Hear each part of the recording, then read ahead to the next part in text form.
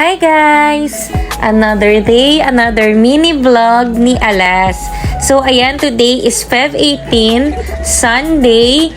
Nagpunta po pala kami dito sa may Hard Hat kasi meron silang buffet every Thursday, Friday, Saturday, Sunday. Ayan, so today Sunday meron sila. At nakafollow nga po pala ako sa page nila. So nakita ko na meron silang crispy kare-kare. So yun nga, inaya ko si Kuya Ipe at si Alas na mag lunch dito sa Hard Hat. So ayan, pagdating namin, nauhaw agad si Alas dahil nga 5th floor to, pero sulit na sulit guys. Pag naman nakarating kayo sa 5th floor, makikita nyo overlooking, napakaganda. Tapos syempre, ayan, napakasarap ng food nila. Ipopost ko na lang kung ano yung menu nila. Actually, i-follow nyo yung page nila, makikita nyo yung menu nila. Ayan yung menu nila for today's video. Ang sarap guys. Sulit na sulit sa halagang $299. Pwede kang mag-stay ng 2 hours. Ayan, may mga gulay din sila sa mga ayaw ng rice. Sa mga nagda-diet dyan. Siyempre ako, hindi ako nagda-diet, no? Wag muna. Gusto ko ng kare-kare do. Apakasarap ng crispy kare-kare nila.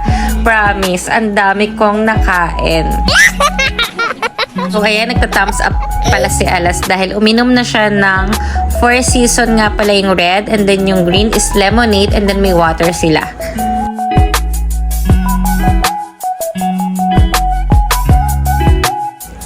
So ayun guys, dahil 3 years old pababa is libre lang sa kanila. Syempre wala nang bayad si Alas, hindi naman kakain ng marami yan. Pero ayun, kumain pa rin siya ng kanin sa kanang chicken. Yun lang namin kinakain niya, para siyang daddy niya, chicken lang. So guys, share ko lang, ito yung first time namin na kumain dito. Ngayon ko lang na-i-upload, sinama ko na rin dito kasi nga, ayan, kita yung view niya. Diba? Sobrang ganda. Sulit na sulit yung pag-akyat nyo. So yun, uulitin ko, every Friday, Saturday, Sunday lang sila may Anli buffet dito. So, ayun nga, napakasarap lahat. Super nice. Tikman nyo lahat ng recipe nila. As in.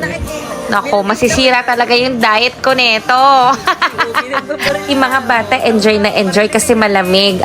Alam nyo na, ayaw nila ng mainit. Kaya na-enjoy nila yung pag-stay nila dyan. Super nice. So, yun lang. Punta na rin kayo. Bye! Mwah!